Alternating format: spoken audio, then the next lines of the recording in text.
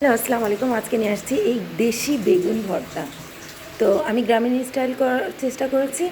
ওরা একটু মাটির চুলায় পুড়ায়, তো আমার কাছে তো মাটির চুলা নেই, তো আমি এইভাবেই পুড়িয়ে দেখায় দিচ্ছি।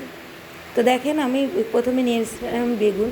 তো এখানে 5-6 মিনিট রাখার পর দেখেন বেগুনগুলো একদম পোড়ানো হয়ে গেছে।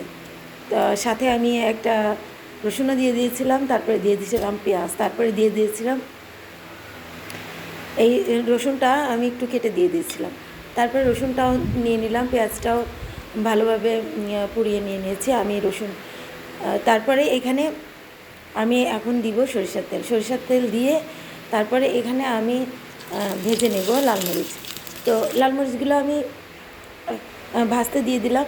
তারপরে ওটা একটু ক্রিস্পি হতে হতে আমি এগুলা দেখেন এই বেগুনের এই চামড়াগুলি আমি তুলে এক পাশে রেখে দেবো।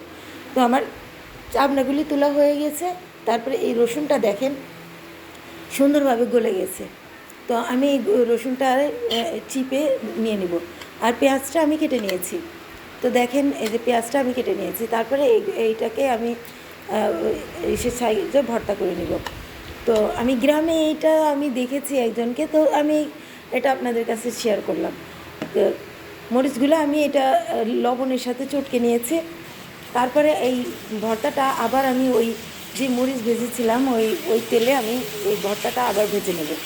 এভাবেই ভর্তায় বেগুনে কিন্তু পানি উঠে, তো এই জন্য ওই একদম পানিটা শুকাবে আর আলুটা একটু আঠা আঠা ভাব হবে, তখন এটা আপনারা নামিয়ে নেবেন। তো আমি এটা হালকা ভেজে নেওয়ার পর আমি এটা লাল মরিচগুলা যে আমি লবণ দিয়ে লাল মরিচগুলা চটকে নিয়েছিলাম, তো ওটা দিয়ে দিলাম। তো দেখেন একদম ভাজা ভাজা হয়েছে, নিচে হালকা একটু পোড়া লেগেছে। তো দেখেন আমি এটাকে গরম ভাতের সাথে পরিবেশন করব।